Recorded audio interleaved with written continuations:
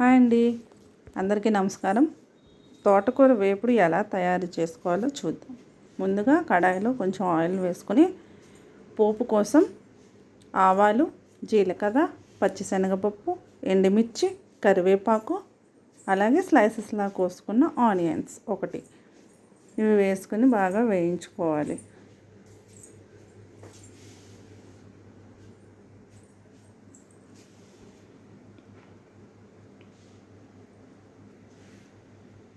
వేగినాయి కదండి. ఇప్పుడు ఇందులో మనం శుభ్రంగా కట్ చేసి నీట్గా కడిగి పెట్టుకున్న తోటకూరను వేసుకుందాం.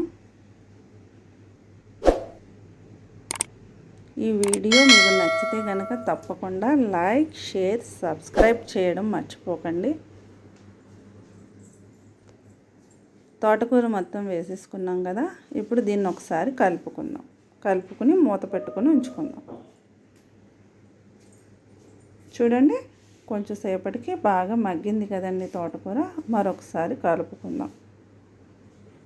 చాలా వరకు కుక్ అయిపోయిందండి. ఇప్పుడు ఇందులో మనం కొంచెం పసుపు, అలాగే రుచికి సరిపడా ఉప్పును కూడా వేసుకుందాం.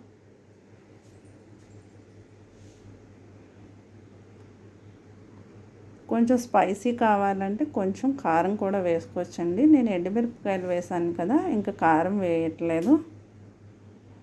ఇందులో పోపులో వెల్లుల్లిపాయలు కూడా వేసానండి.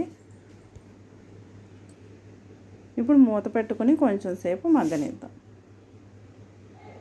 ఒకసారి మూత తీసి చూద్దాం. ఆల్మోస్ట్ కుక్ అయిపోయిందండి. ఒకసారి కలుపుకుందాం.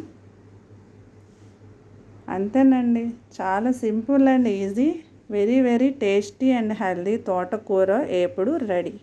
దీన్ని మనం సర్వింగ్ బౌల్లోకి తీసుకుందాం. Thanks for watching.